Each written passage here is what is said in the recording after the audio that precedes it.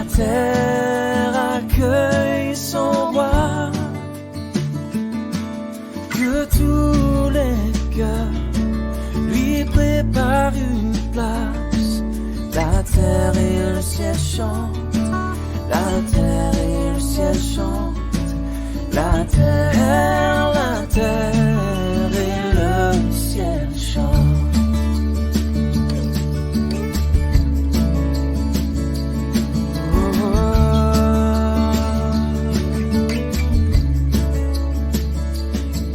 Il règne sur le monde avec vérité et fait connaître au peuple la gloire de sa justice, les merveilles de son amour, les merveilles de son amour, les merveilles de son amour.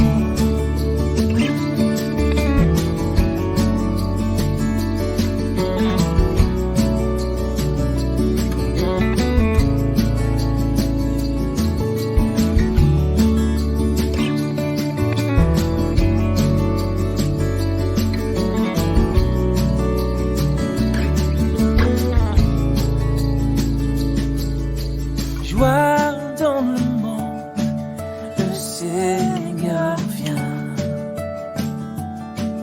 La terre accueille son roi, que tous les cœurs lui préparent une place.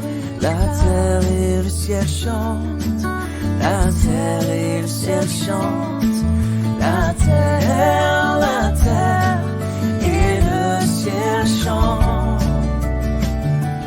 Oh, la terre et le ciel chante.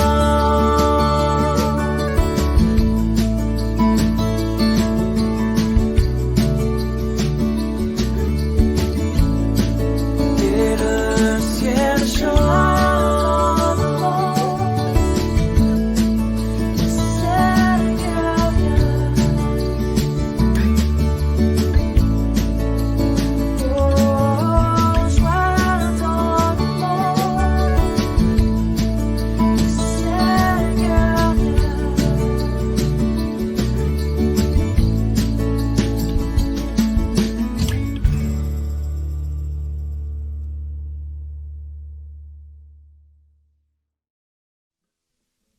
Bonjour tout le monde et bienvenue au Carrefour Chrétien de la Capitale pour cette réunion du 20 décembre. Aujourd'hui, on va commencer avec un temps de chant. Par la suite, Pasteur Paul va apporter le message, la parole de Dieu. Et on va revenir pour un autre temps de chant à la fin de la réunion.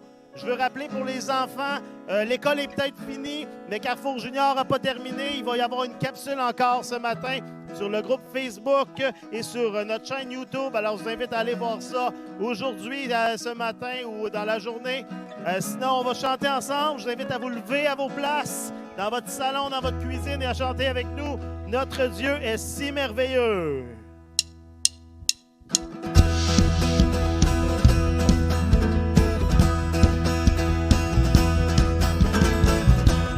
Tu es puissant et grand Seigneur. Tu es fidèle, tu le seras toujours. Nous te louerons à chaque jour.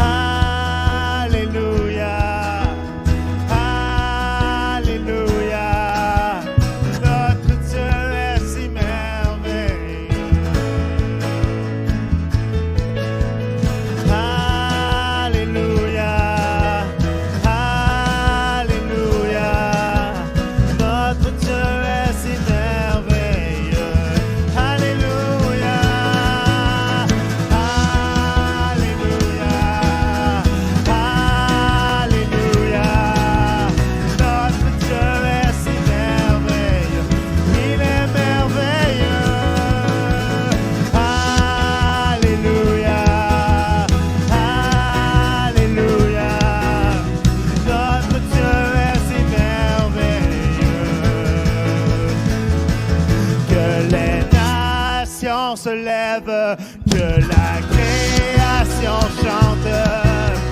Notre Dieu est si merveilleux.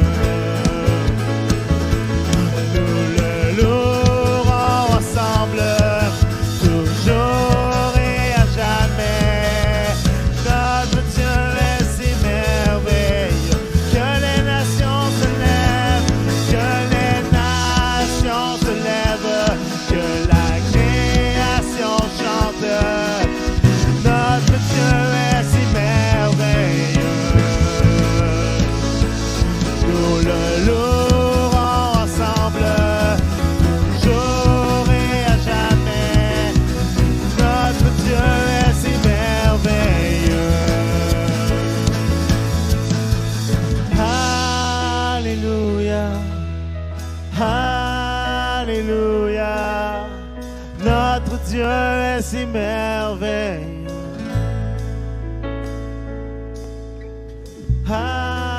Alléluia, Alléluia. Notre Dieu est si merveilleux.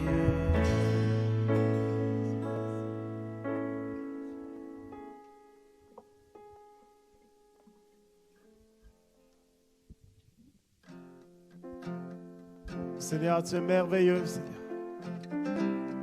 Toi, le roi de gloire, Seigneur. Toi qui règne au-dessus de toutes choses, Seigneur Dieu. Ce matin, Seigneur, voulons juste élever ton nom, Seigneur, roi des cieux. Jésus, que ton règne vienne, ta volonté soit faite en nous. Jésus, Jésus, nul n'est comparable, sauveur admirable, révèle ton amour. Roi des cieux, viens vers nous. Roi des cieux, viens en nous. Que ta gloire brille comme en plein midi. Roi des cieux, descends. Roi des cieux, viens pour nous. Qui sera contre nous? Car ton nom puissant nous rend triomphants. Roi des cieux, descends. Nous sommes enfants de ta grâce, sauvés pour ta gloire. Crions Jésus, que nos cœurs te suivent, que chacun admire ta grandeur. Chantons le roi des cieux, viens vers nous. Roi des cieux, viens en nous. Que ta gloire brille comme en plein midi. Roi des cieux, descends. Roi des cieux, viens pour nous. Qui tiendra devant nous? Car ton nom puissant nous rend triomphants.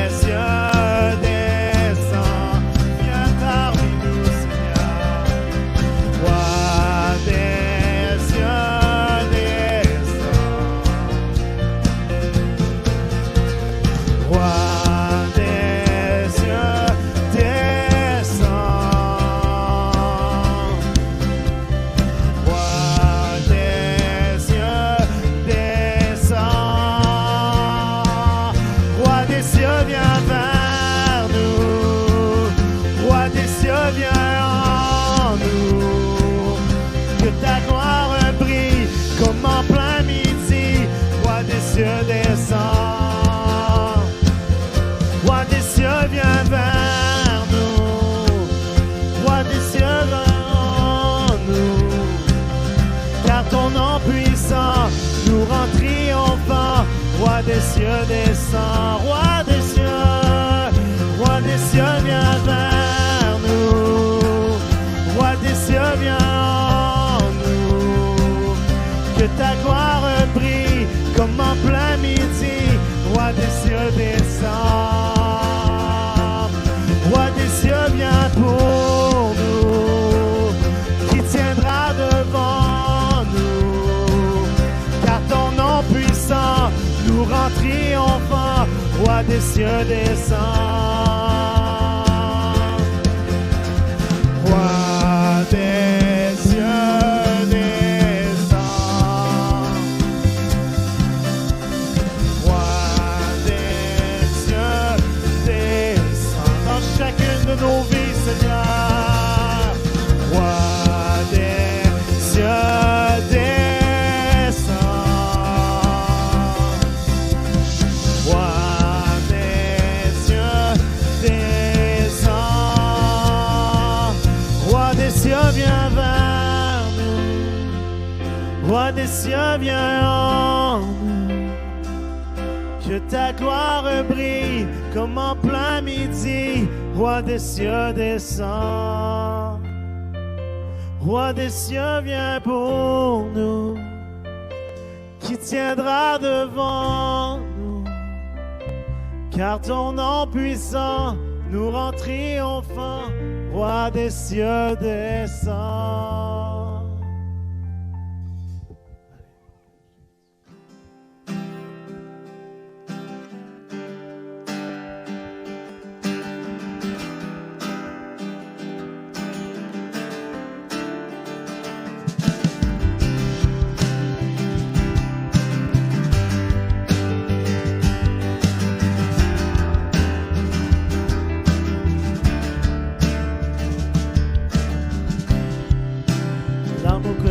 Je recherche celui qui durera jamais. C'est tout ce que je demande. Par ton temps attendu, c'est l'amitié de Sauveur, l'espoir des nations.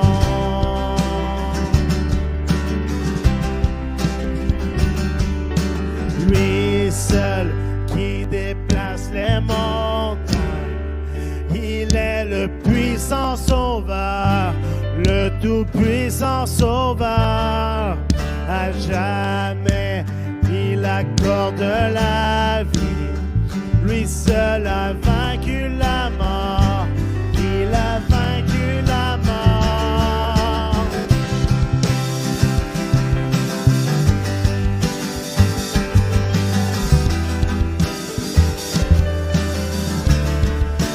Me voici tel que je suis, avec mes inquiétudes. Viens remplir ma vie. Je suis prêt à te suivre jusqu'à en perdre ma vie. Je t'abandonne.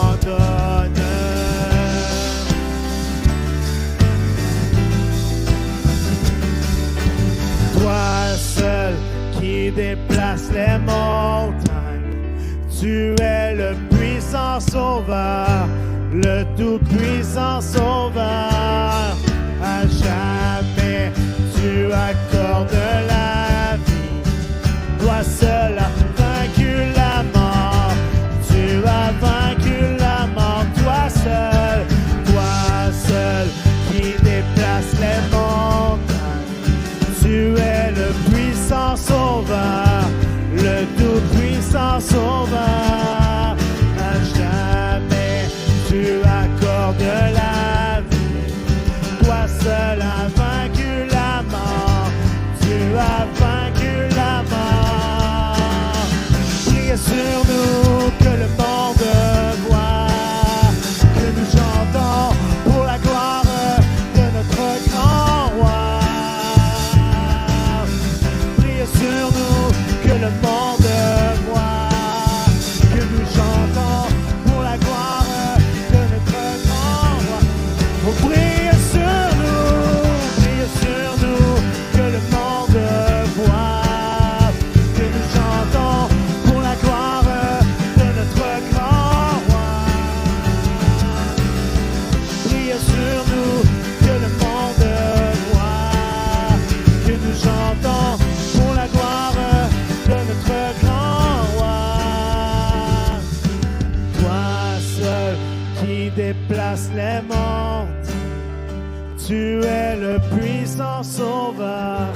le Tout-Puissant Sauveur. À jamais tu accordes la vie. Toi seul as vaincu la mort. Tu as vaincu la mort. Toi seul qui déplace les montagnes. Tu es le puissant Sauveur, le Tout-Puissant Sauveur. À jamais tu accordes la vie. Toi seul as vaincu la mort. Tu as vaincu la mort.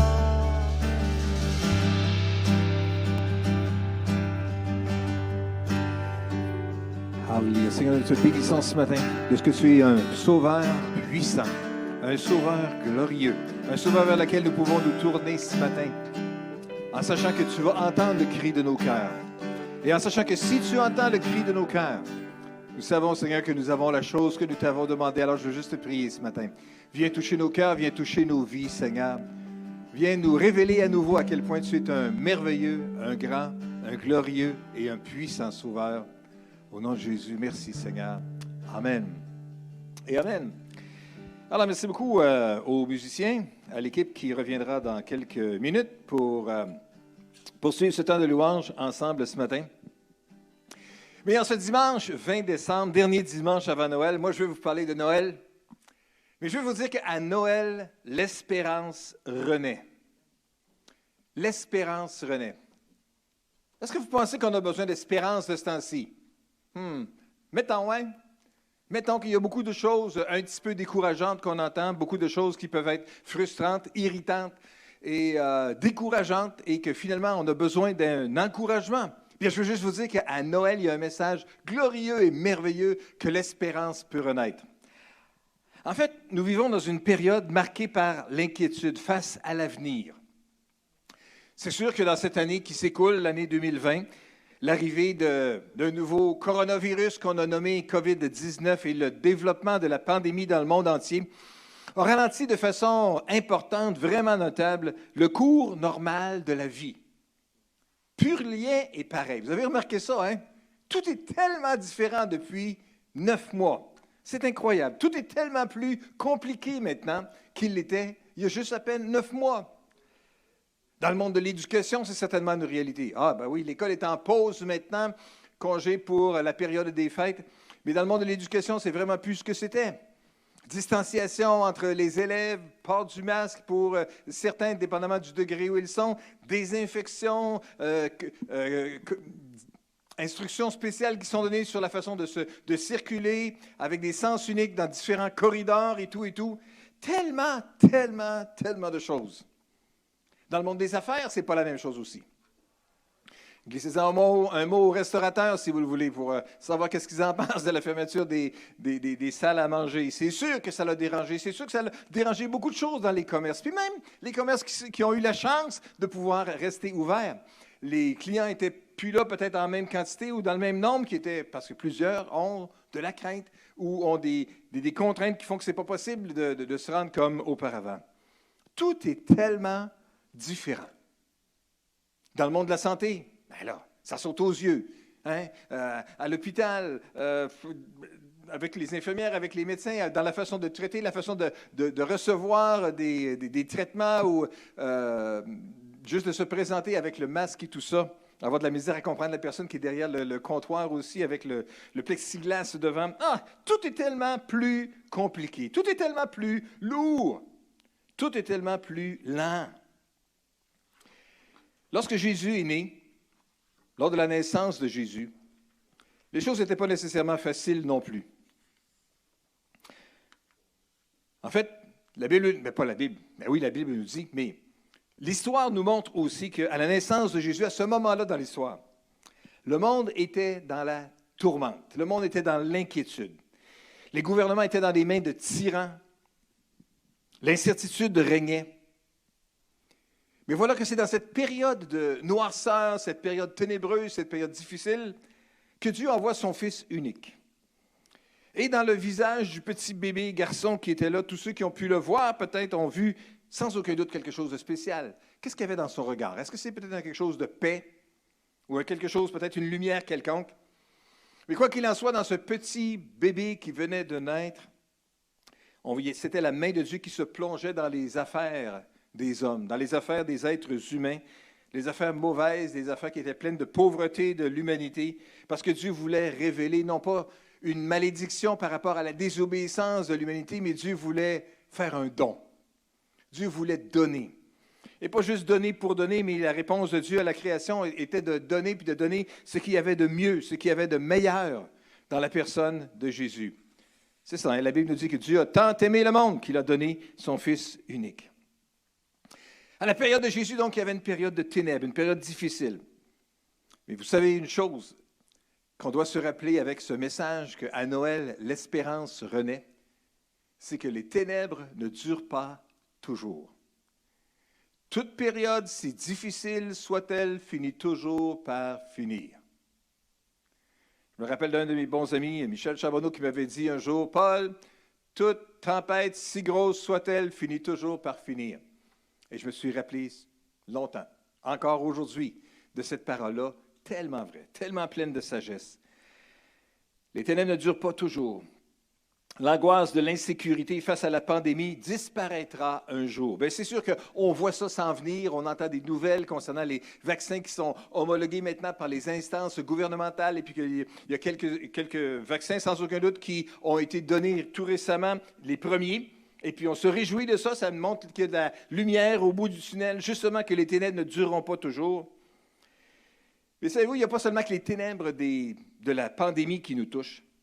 Il y a aussi qu'à cette période-ci de l'année, la durée de la luminosité, la lumière du jour, dans le fond, diminue de jour en jour. Ben oui, on a tous remarqué ça aussi, c'est sûr. C'est comme si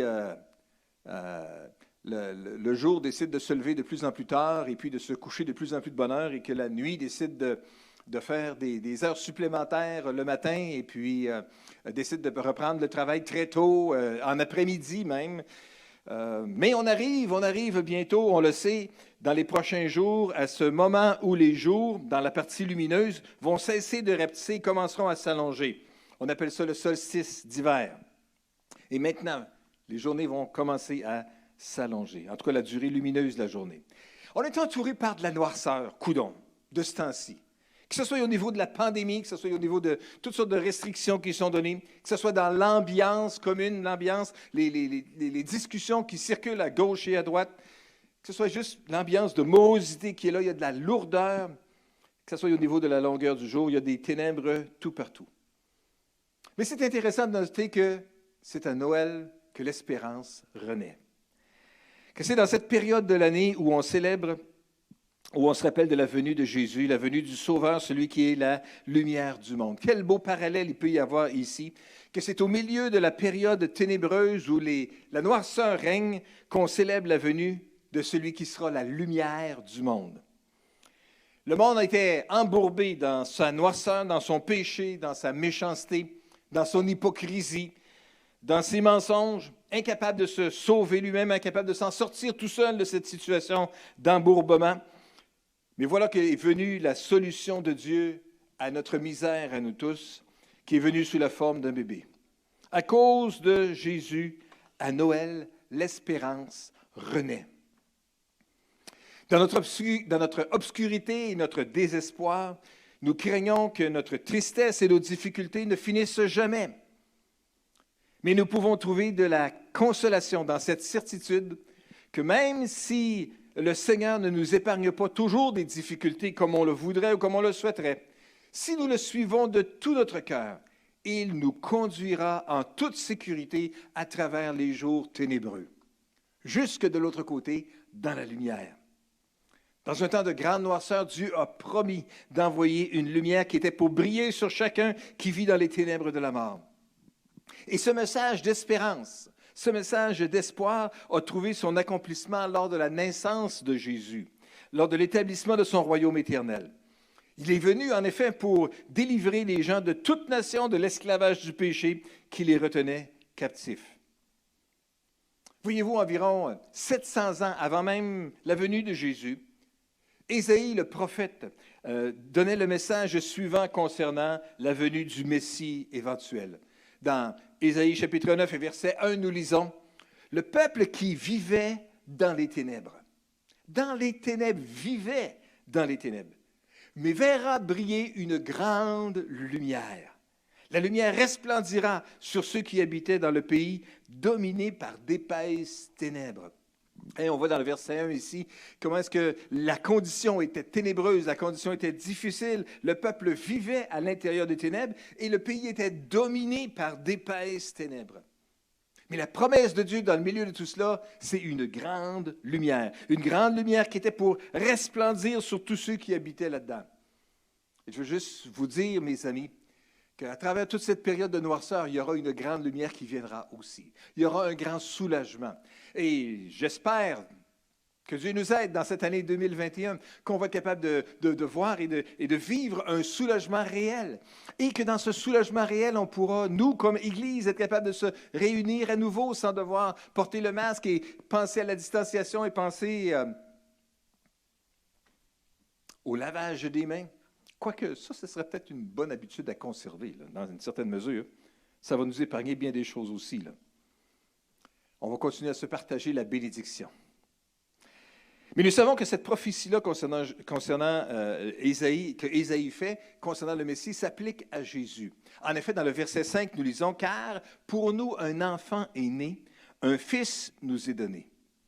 Il exercera l'autorité royale, il sera appelé merveilleux conseiller, Dieu fort, Père à jamais et Prince de la paix. » On sait en effet que cette prophétie-là se réfère à Jésus parce qu'elle est citée dans Matthieu chapitre 4, versets 13 à 15, si vous prenez des notes là. C'est Matthieu qui, dans son évangile, dit « Cela est arrivé afin que s'accomplisse cette prophétie concernant la venue du Messie. » Puis souvent, vous voyez ce genre de citation-là dans l'évangile de Matthieu, qui est un évangile qui s'adressait particulièrement aux Juifs, donc des gens qui connaissaient bien l'Ancien Testament, et il faisait le lien entre les promesses des prophètes de l'Ancien Testament et les accomplissements qui se produisaient dans la vie de Jésus. C'est dans une de ces citations-là que Matthieu, dans le chapitre 4, versets 13 à 15, cite ce passage-là ici. C'est donc un passage ici qui nous parle de la venue de Jésus, un enfant qui est donné, un fils qui est donné, et on l'appellera merveilleux conseiller, etc., etc. Ce passage-là déclare donc à la fois l'humanité et la divinité de Jésus. Parle en même temps comment est-ce que Jésus sera un homme à part entière, mais sera Dieu entièrement aussi. Pas moitié homme ni moitié Dieu, mais entièrement homme et entièrement Dieu. Un enfant est né. Ça, c'est la partie humaine. Un petit bébé, un vrai petit bébé, avec toutes ses faiblesses, avec toutes ses caractéristiques, avec tout ce qu'il était pour être, tout était déjà là dans son ADN, dans ses chromosomes, dans son être intérieur, dans ses cellules intérieures. Mais c'était aussi quelqu'un qui était Dieu, véritablement Dieu, le Dieu éternel. En effet, ça nous dit qu'il est Père à jamais, qui est le prince de la paix, qui est le Dieu fort. Et ça nous exprime donc à quel point Jésus est le Sauveur qui devait venir. Examinons ensemble les 4 titres ici que Ésaïe donne concernant la venue de Jésus et qui est ce Jésus-là. Ça nous parle d'un merveilleux conseiller. Un conseiller merveilleux. Merveilleux.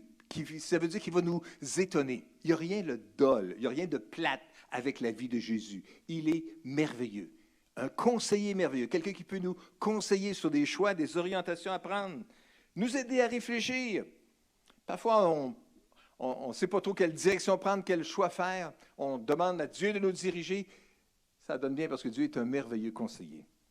Quelqu'un qui peut donner un autre avis. Quelqu'un qui va prendre le temps. Quelqu'un qui va prendre le temps d'écouter patiemment ce qu'on lui dira. Dans le psaume 16, verset 7, David criait ou chantait ou disait « Oui, je loue l'Éternel qui me conseille et qui la nuit même éclaire ma pensée. » Dieu me conseille.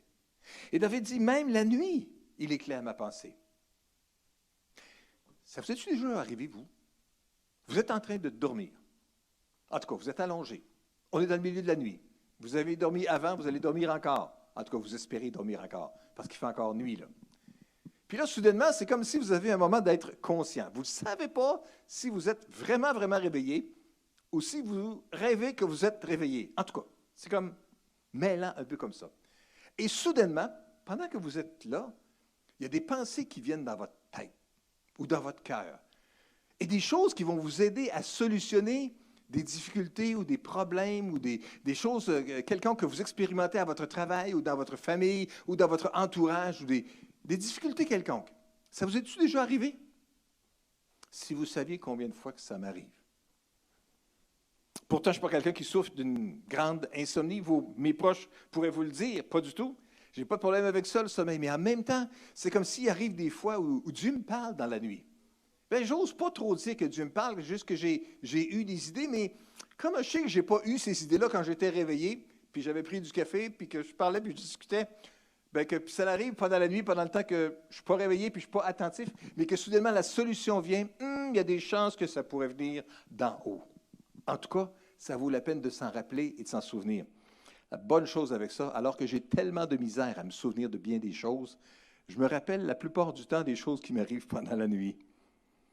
David avait la même expérience, puis j'espère tellement que vous vivez la même expérience dans votre relation avec Dieu aussi. D'être capable de juste vous reposer, être dans la nuit, et soudainement, une solution à quelque chose qui était si difficile à solutionner, un problème qui était tellement complexe que soudainement, la chose est résolue. Il va éclairer votre pensée.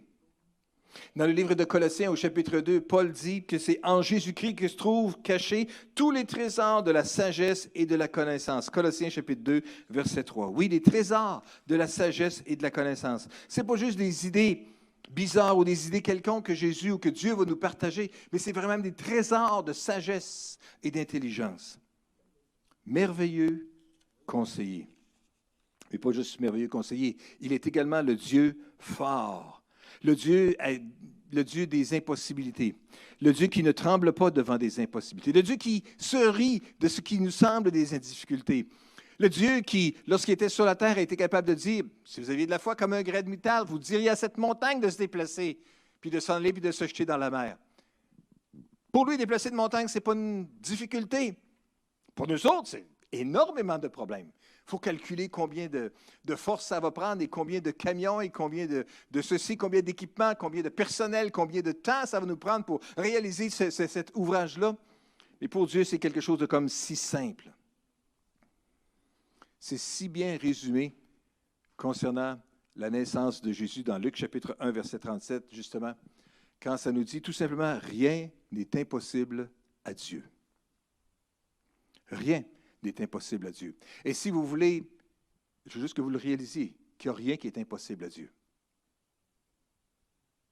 Pendant le temps que vous écoutez ce matin, vous dites, ouais, il y en a bien des choses qui sont impossibles devant moi. Puis, est-ce que Dieu est vraiment capable de faire quelque chose pour ça? Je veux juste que vous sachiez que rien n'est impossible à Dieu. Si vous voulez en être convaincu, dans Marc, chapitre 10 et verset 27, nous trouvons l'inverse de cette réalité-là aussi, où ça nous dit que Jésus regarde simplement et dit, aux hommes c'est impossible, mais non à Dieu, car tout est possible à Dieu.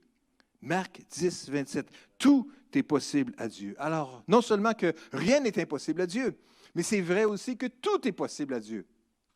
Alors ce matin, réjouissons-nous ensemble qu'à Noël, l'espérance renaît. La puissance d'activité devant les impossibilités peuvent se réaliser parce que Jésus est le Dieu fort qui nous a été donné. Un enfant est né, un fils nous est donné, et on l'appellera Dieu fort, un Dieu qui est puissant. On l'appellera également aussi Père à jamais. Ou comme ça pourrait nous dire dans une autre traduction aussi, le Père de l'éternité, ou celui qui vit dans l'éternité, celui qui dure éternellement. Mais avec la mention ici d'un Père, c'est-à-dire de quelqu'un qui a donné la vie. Et de quelqu'un qui a tellement à cœur ses enfants. Un père, ça aime ses enfants. C'est sûr, ça veut élever ses enfants. Ça veut prendre soin, ça veut sécuriser, ça veut pourvoir à leurs besoins. Mais ça les aime tendrement aussi. Jésus est un Père à jamais. Dans l'Évangile de Jean, au chapitre 10 et au verset 30, Jésus dit, « Or, le Père et moi, nous ne sommes qu'un. » Dans la personne de Jésus se trouvent tous les mêmes élans de cœur qui se trouvent dans le Père éternel, dans le Père à jamais. Il est cela. Et finalement, il était aussi le prince de la paix. La véritable paix qui pourra naître, pas juste à cause de des alliances ou de des traités ou de des longues négociations ardues, puis on arrive finalement à une entente de paix qui va durer on ne sait pas trop combien de temps. Jésus est véritablement le prince de la paix, celui qui peut mettre la paix. Êtes-vous au milieu d'un conflit de ce temps-ci? Avez-vous des problèmes avec le syndicat ou avec la partie patronale ou avec un voisin ou avec ceci ou avec tel groupe de pression? Est-ce qu'il y a de la pression que vous expérimentez de ce temps-ci, puis il y a un conflit, puis il y a quelque chose qui vous achale, qui vous vide? Je veux juste que vous sachiez que Jésus est le prince de la paix. Il peut parler la paix. Il peut communiquer la paix dans votre situation difficile, de tension que vous expérimentez, puis qui a duré pendant trop longtemps, puis qui vous a tellement vidé d'énergie. Il est le prince de la paix. Lors de sa naissance, les anges chantaient dans Luc chapitre 2, verset 14, « Gloire à Dieu au plus haut des cieux et paix sur la terre aux hommes qu'il aime. » Paix sur la terre. La paix vient avec la personne de Jésus. Il est le Dieu, il est un merveilleux consolateur. Il est un Dieu fort. Il est le Père à jamais. Il est le prince de la paix. À cause de la venue de Jésus, à Noël, l'espérance renaît. Dans le livre d'Hébreux, au chapitre 6 et au verset 19, se trouve ce passage-là ici qui parle de l'espérance. Et ça nous dit dans Hébreux 6 et verset 19, c'est bien ça que j'ai dit, Hébreux 6, 19. Cette espérance est pour nous comme l'encre de notre vie, sûre et solide. Elle pénètre par-delà le rideau dans le lieu très saint. Ça nous parle ici de l'espérance qui est comme l'encre de notre vie. L'encre est un symbole de solidité, de sécurité et donc d'espérance. Dans l'Antiquité, les peuples qui vivaient près de la Méditerranée connaissaient bien l'encre.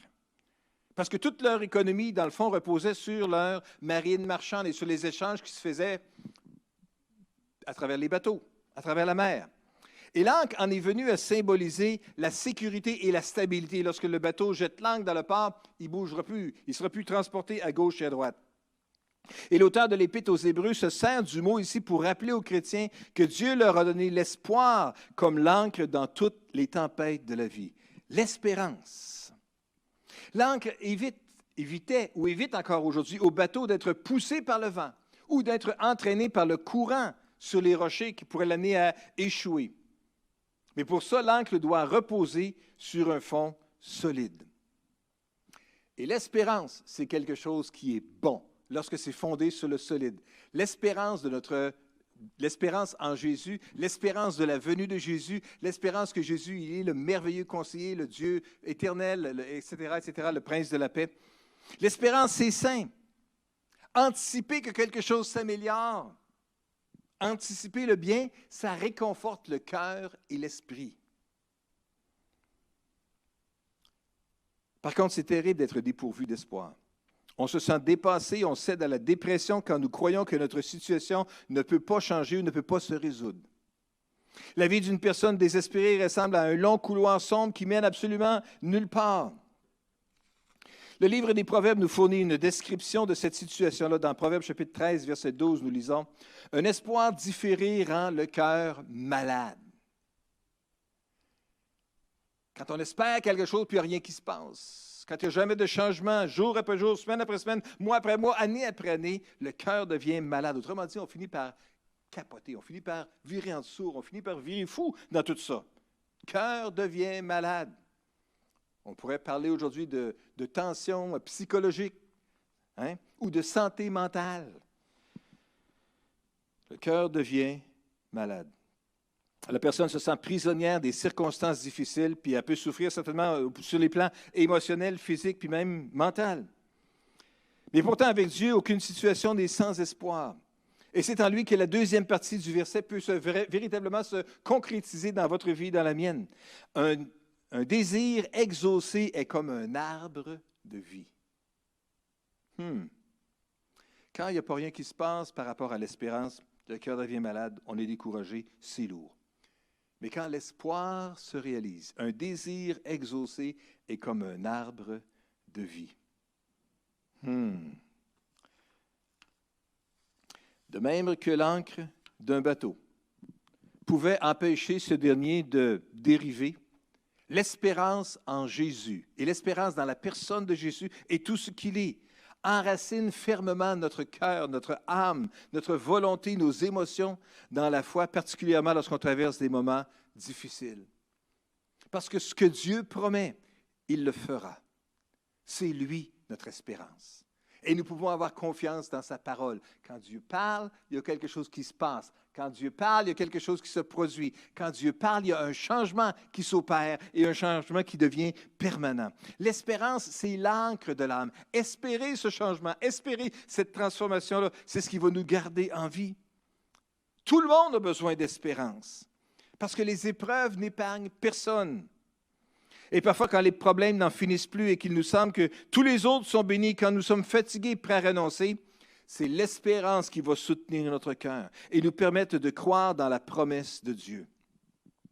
L'espérance, c'est comme une attente heureuse et pleine de confiance. C'est une disposition positive, une anticipation heureuse que quelque chose de bon est sur le point de se produire. Ah, j'ai l'espérance que les choses vont s'améliorer en 2021. J'ai l'espérance de pouvoir vous revoir. J'ai l'espérance de pouvoir vous serrer la main, de pouvoir vous parler des choses qui nous préoccupent, des choses de la vie de tous les jours, des enfants qui ont grandi, de qu'est-ce qui est arrivé dans votre vie, etc., etc. Tellement hâte, et je sais que je suis tellement pas le seul, on a tellement hâte de pouvoir se retrouver ensemble. Hey, que Dieu nous donne l'accomplissement de cette espérance-là dans l'année 2021 et qu'on puisse ensemble être capable de se réjouir. Dieu cherche simplement les occasions de manifester sa bonté à ses enfants. Il veut simplement qu'on attende son intervention avec joie. Comme l'ancre était capable de garder un bateau solide, en sécurité dans le milieu de la tempête, l'espérance dans la personne de Jésus, dans ce que Jésus a promis, dans ce qu'il veut accomplir, va être capable de nous garder en sécurité aussi dans le milieu de la grande noirceur dans laquelle nous vivons maintenant. Est-ce que je peux inviter les musiciens à revenir, s'il vous plaît? J'aimerais juste terminer ce message ce matin en rappelant un passage dans 1er Épître de Corinthiens, chapitre 13. Oui, c'est le chapitre de l'amour. Quand l'apôtre Paul parle de l'amour, quand je parlerai les langues des hommes et des anges, si je n'ai pas l'amour, je ne suis rien. Quand je ferai ceci, cela, quand je donnerai tous mes biens, si je n'ai pas l'amour, je ne suis rien, ça ne me sert à rien. Et ce chapitre-là, ce grand chapitre-là sur l'amour se termine sur la parole suivante. En somme, ou en résumé, verset 13 du chapitre 13, 3 choses demeurent, la foi, l'espérance et l'amour. Et la plus grande de ces choses, c'est l'amour. Ben oui, ça c'est sûr. Ça sera pour un autre message, une autre fois. Mais je veux juste vous rappeler que dans le milieu de tout cela, de la foi et de l'amour, il y a l'espérance. C'est donc une de ces vertus, une de ces qualités spirituelles exceptionnelles qui va durer encore et encore dans le temps. Bien des choses vont passer. Bien des choses seront transformées à travers le temps, à travers les années, à travers les siècles. Mais la foi, l'espérance et l'amour vont demeurer. Quelle joie nous avons. Quel privilège extraordinaire nous avons comme chrétiens, comme croyants, dans cette période de Noël, de pouvoir se réjouir que Jésus est venu et que Jésus est encore présent. Ce n'est pas juste qu'il est venu il y a 2000 ans. Oui, physiquement, il est apparu il y a 2000 ans. Mais il est encore présent aujourd'hui. Et il veut encore être présent dans chacune de nos vies aujourd'hui et intervenir aujourd'hui pour nous donner, dans les semaines à venir, dans les mois à venir, et même dans les années à venir, de l'espérance, des changements. Qu'est-ce qui se passe-t-il dans votre vie en ce moment? Où en êtes-vous? Face au confinement, face aux restrictions. On ne peut pas voir tout le monde qu'on aurait voulu. On ne peut pas aller là où on aurait voulu. Et le cœur peut-être est déchiré aujourd'hui. Peut-être attendez-vous depuis longtemps qu'une promesse puisse se réaliser dans votre vie.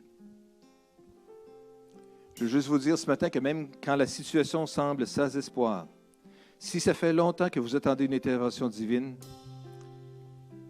c'est là qu'on doit jeter notre ancre de l'espérance et tenir bon. Relever la tête et dire, « Ah Seigneur, j'ai confiance dans ta parole. Je ne peux pas imaginer comment ça va se passer, mais j'ai juste confiance dans tes promesses et confiance dans ta parole. Peut-être vous débattez-vous en pleine tempête et êtes-vous sur le point de chavirer. Mais je vous invite sincèrement à mettre votre espérance en Dieu. Parce qu'aujourd'hui, ça pourrait peut-être bien être le jour de votre délivrance. Est-ce qu'on peut juste courber la tête, prier ensemble? Seigneur, je veux juste te remercier ce matin pour cette occasion que nous avons d'être ensemble en ce dernier dimanche avant Noël, de nous souvenir de la venue de Jésus qui est une source d'espérance pour chacun de nous. Je veux te prier aujourd'hui, Seigneur, pour cette journée. Je sais, Seigneur, que tu m'aimes, je sais que tu aimes chacun de mes frères, chacune de mes sœurs, que tu as un plan pour nous aujourd'hui. Nous savons et nous réalisons et nous confessons que sans toi, on ne peut rien faire. Mais nous savons qu'avec toi, Seigneur, nous pouvons faire face à nos obligations. Nous savons qu'avec ton aide, Seigneur, on est capable d'avoir une bonne attitude dans la vie, une bonne attitude aujourd'hui, et qu'on est capable d'avoir nos pensées remplies de promesses glorieuses et merveilleuses de Dieu à cause d'une espérance sécure, sûre, qui est solide comme une ancre de l'âme et qui va maintenir nos émotions à la bonne place. Parce que nous avons confiance en toi, Seigneur. Nous te prions, Seigneur, pour ta bénédiction, ta direction, ta sagesse et ta grâce dans chacune de nos vies. Parle à nos cœurs alors que nous levons nos voix à nouveau pour te louer, Seigneur, au nom puissant de Jésus. Amen. Pasteur Francis. Ébloui par qui tu es, affligé par qui je suis, j'ai besoin de ta grâce dans ma vie.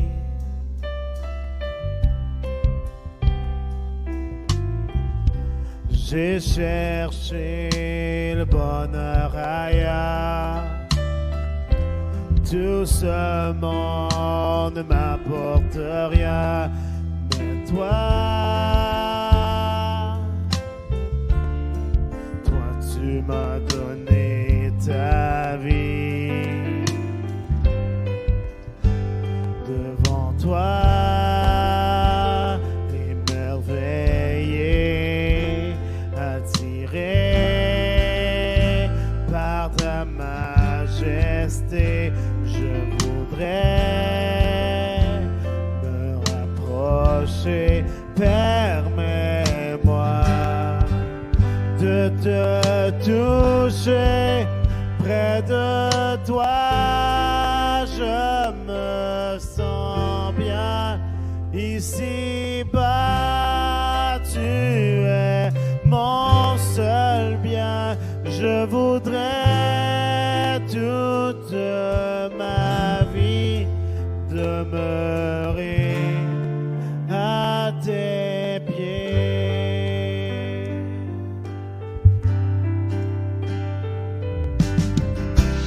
Ébloui par qui tu es, affligé par qui je suis, j'ai besoin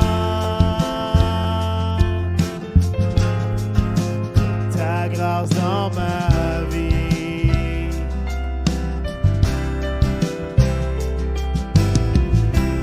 J'ai cherché le bonheur ailleurs. Tout ce monde ne m'apporte rien, mais toi, tu m'as donné ta vie. Devant toi, émerveillé, attiré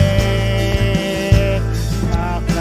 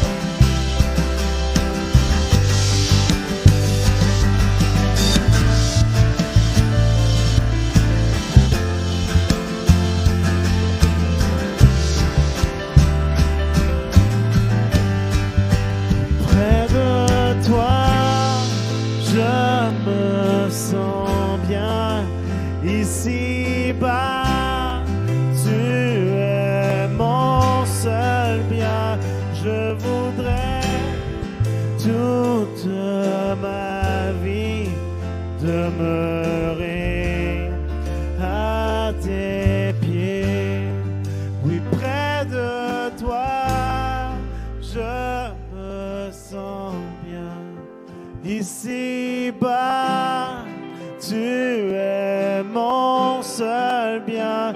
À tes pieds, je me prosterne et je ne veux plus que toi.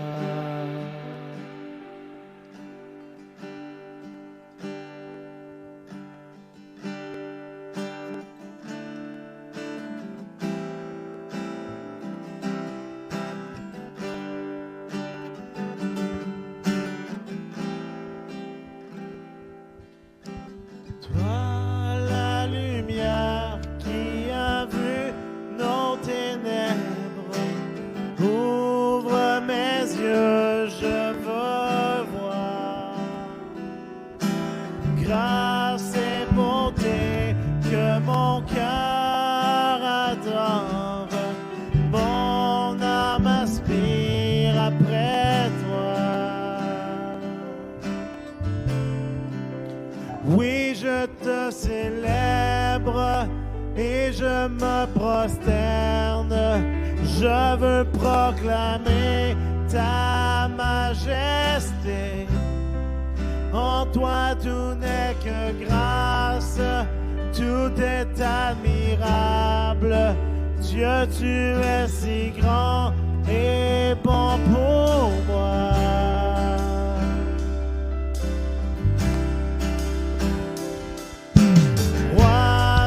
Tout envers toi vont nos hommages, la gloire au plus haut des cieux.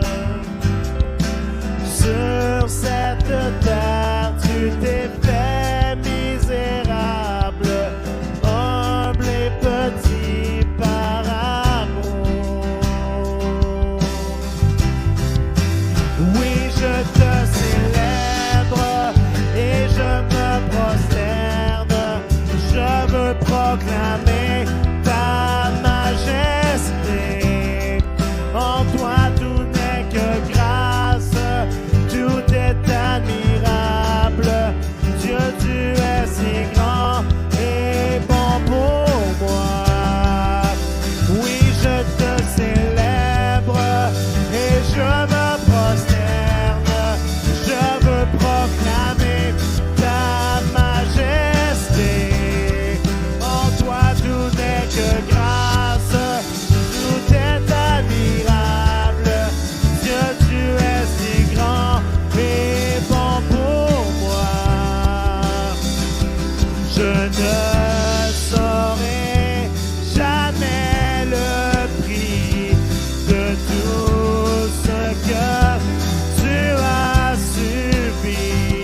Je ne saurais jamais le prix de tout ce que tu as subi.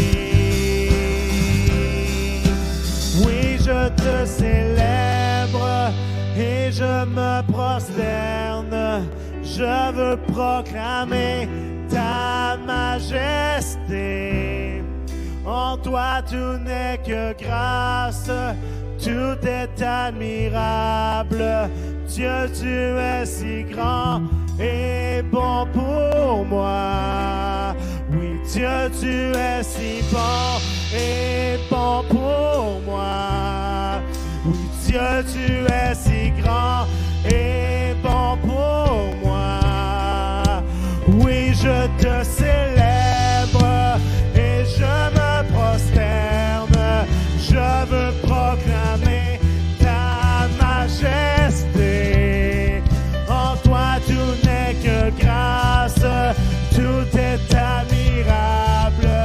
Dieu, tu es si grand et bon pour moi. Oui, je te célèbre et je me prosterne. Je veux proclamer ta majesté. En toi tout n'est que grâce, tout est admirable. Dieu, tu es si grand et bon pour moi.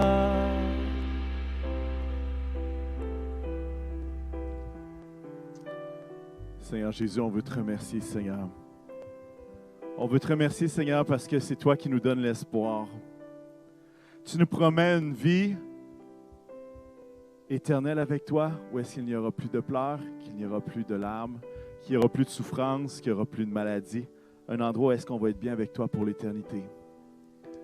Et Seigneur, on va avoir les yeux fixés sur cette espérance, Seigneur, qui est vivante. Cette espérance qui est possible à cause de la venue de Jésus, à cause de toi, Jésus, qui est venu sur cette terre et qui a pris nos fardeaux, qui a pris nos maladies, qui a pris nos péchés et qui nous a rendus purs, blancs comme neige. Seigneur, on veut te rendre gloire, Seigneur, pour l'espérance qu'il y a en toi. Et ce matin, j'aimerais vraiment prier pour les situations que Pasteur Paul a parlé. Peut-être qu'il y a toutes sortes de difficultés qui sont là dans votre vie. Et si c'est le cas, alors qu'il me manque de main pour prier pour vous, mais si c'est vous, que vous avez un besoin qui est là, j'aimerais qu'on puisse prendre du temps pour prier avec vous ce matin. Et je ne peux pas connaître tous les détails. J'aimerais ça mettre ma main sur votre épaule et prier avec vous et sentez que c'est ça que je suis en train de faire. Et si c'est votre cas, je vous en prie, mettez votre main sur votre cœur en disant « Seigneur, j'ai besoin de toi. J'ai besoin, Seigneur, en cette période de Noël, de festivités qui sont complètement différentes. J'ai besoin de toi, Seigneur. » Jésus, je veux te prier que ta bonne main, Seigneur, sur chacun. Et Seigneur, que l'espoir ne soit pas perdu, Seigneur, mais qu'au contraire, qu'en toi, l'espoir renaisse aujourd'hui, Seigneur. Qu'il y ait, Seigneur, cette foi que tu peux encore agir dans peu importe la situation. Cette foi, Seigneur, qui déclare que rien n'est impossible à toi. Et que tu n'as pas dit ton dernier mot, Seigneur, dans ce conflit, dans cette difficulté, dans ces chamboulements, dans cette santé mentale précaire. Tu n'as pas dit ton dernier mot. Et Seigneur Jésus, ma prière, c'est que tu puisses opérer un changement, Seigneur. Un changement, Seigneur, qui va être visible, Seigneur, non pas seulement par la personne que c'est dans sa vie, mais que les gens autour puissent le ressentir. Que les gens dans le foyer, parce qu'on ne peut pas voir grand monde, mais Seigneur, que même à travers la vidéoconférence, que les gens puissent voir qu'il y a quelque chose qui change, Seigneur, parce que tu n'as pas dit ton dernier mot. Alors, Seigneur, puisses-tu être le consolateur, le prince de la paix, le conseiller merveilleux, le prince admirable, celui, Seigneur, qui est tout-puissant. Seigneur, ce sont tes caractéristiques depuis le début des temps, depuis le tout début jusqu'à la toute fin, Seigneur. Ces attributs-là, ils sont à toi et c'est les tiens. Et Jésus, je te prie que ces attributs, Seigneur, puissent être communiqués, Seigneur, au cœur de chacun par ta grâce et que tu puisses agir d'une façon surprenante. Seigneur, fais du bien à chacun. Seigneur, merci. Merci, Seigneur, de ce qu'on peut se présenter devant toi et recevoir le secours au temps opportun, parce que nous nous serons présentés au trône de la grâce, qui n'a pas de confinement, qui n'a pas d'heure d'ouverture, mais Jésus qui est ouvert 24 heures. Tu as déchiré le voile, Seigneur, afin qu'on ait accès en tout temps à ta présence. Alors Jésus, puisses-tu le faire, Seigneur, puisses-tu nous surprendre, et on te remercie dans le beau nom de Jésus. Amen. Amen. J'espère que vous êtes bénis à la maison. J'espère que vous passez du bon temps dans la louange, dans la présence de Dieu, dans l'espérance qui est dans la parole de Dieu. Et j'espère que ce matin, vous avez saisi des paroles, des promesses, une phrase pour vous. Et c'est notre prière. Et on approche de Noël. Et j'aimerais juste vous donner quelques indications parce que le 24 au soir, on a notre soirée de la veille de Noël. Ça se passe jeudi prochain à 20h. Ça se passe sur Facebook, sur YouTube. On vous invite à y être. Il va y avoir des petits trucs spéciaux, évidemment. Et on veut célébrer la venue de notre Sauveur Jésus. Et le thème de la soirée, c'est la présence de Jésus. Peut-être vous indiquer aussi que ça va être en rediffusion dimanche matin. Cette veillée de Noël-là va être en rediffusion le dimanche matin 27 décembre à 9h30. Alors, si vous ne pouvez pas être disponible pour le 24 au soir, sachez que cette même réunion-là va être là le 27. Il va y avoir des gens pour discuter avec vous. Le 24, il y a quelque chose de particulier, c'est qu'après la réunion, il va y avoir un lien Zoom qui va être partagé et on pourra s'échanger des vœux de Joyeux Noël en direct en voyant nos visages avec la webcam et tout ça. Alors, tout de suite après la réunion de la veille de Noël, il y aura un Zoom. Sinon, on n'a pas fini les célébrations. Notre frère m'a dit, Olivier Lago, organise une veillée du jour de l'an. Et l'idée, c'est de traverser la traversée 2020-2021. Et puis, prière, adoration, fraternité, ça se passe sur Zoom. Historiquement, ça se faisait dans nos bureaux, mais ça se passe de 23 h jusqu'à 1 h du matin sur Zoom. Alors, le lien va être disponible, évidemment, sur nos plateformes, sur le site Internet. Mais si vous voulez défoncer l'année dans la prière, l'adoration, la fraternité, on vous invite d'y être présent. Je veux finir et bientôt l'équipe de louange et moi qui va essayer de me faufiler également. On va reprendre un chant. Juste vous remercier pour tous ceux qui donnent, qui continuent de donner autant au projet En lui, je crois, que dans les dîmes et offrandes pour l'Assemblée. On se sent soutenu. On vous remercie pour ça. On vous remercie de votre fidélité. Puis on sait que oui, l'Église, on peut continuer. Tout ce qui est fait ici est fait à cause de vous, est fait, oui, à cause de Jésus qui est notre Sauveur, mais tout ce qui est fait, tout l'argent qui est ramassé, c'est ce qui nous permet de continuer de bénir notre ville, de continuer à se préparer, à faire nos réunions, comme Pasteur Paul le disait, le plus rapidement possible, avec le plus de monde possible. Et on veut juste vous remercier pour ça. Alors, je vais céder la parole à Pasteur Francis dans quelques instants. Je vais mettre mon masque, je vais retourner à la guitare.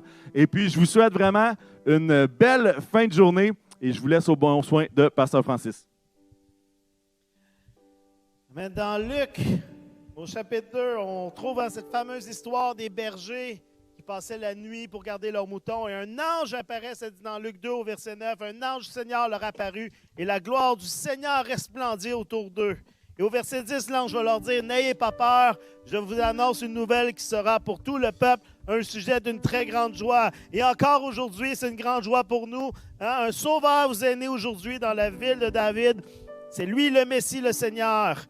Et au verset 13, ça veut dire, « Tout d'un coup, à côté de l'ange, une multitude d'anges de l'armée céleste qui chantaient les louanges de Dieu. Gloire à Dieu au plus haut des cieux et paix sur la terre aux hommes qu'ils aiment. » Et c'est ce qu'on veut faire ce matin, se joindre aux anges et chanter les louanges de Dieu.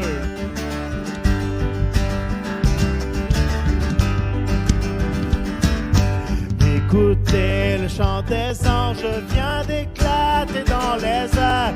Joignons-nous aussi nos louanges à leur sublime concert.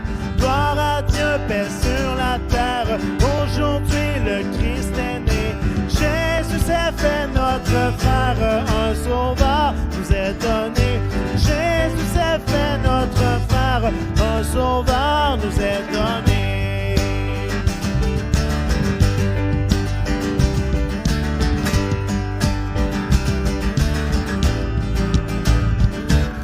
Son palais est une étable, une crèche et son berceau. Et pourtant c'est l'admirable, c'est le Fils du Dieu très haut. Il vient à nous des bonheurs et de grâce couronnée. Jésus s'est fait notre frère, un sauveur nous est donné. Jésus s'est fait notre frère, un sauveur nous est donné.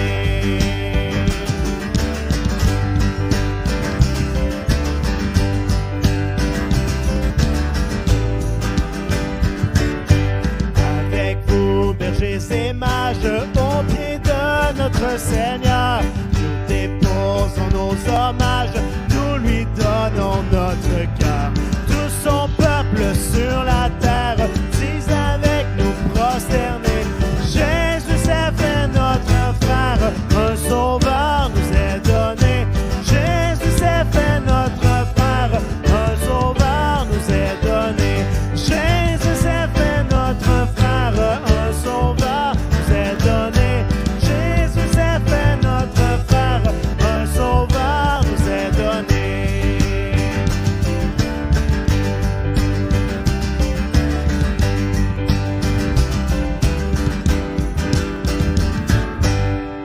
Bon dimanche, passez une belle journée, que Dieu vous...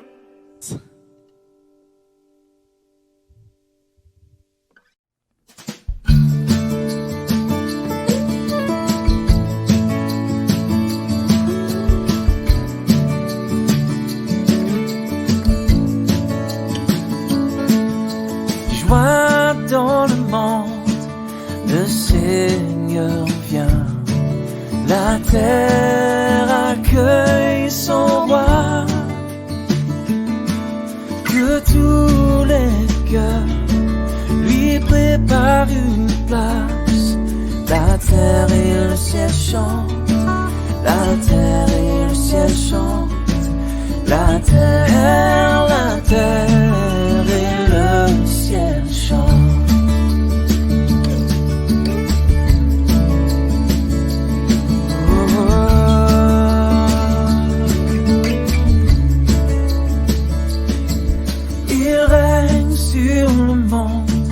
Avec vérité et fait connaître aux peuples la gloire de sa justice, les merveilles de son amour, les merveilles de son amour, les merveilles de son amour.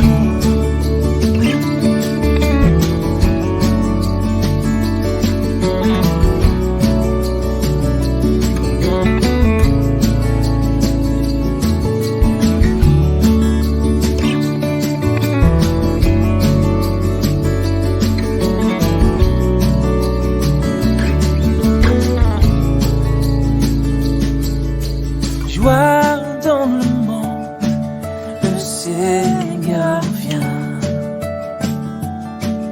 La terre accueille son roi, que tous les cœurs lui préparent une place. La terre et le ciel chantent, la terre et le ciel chantent,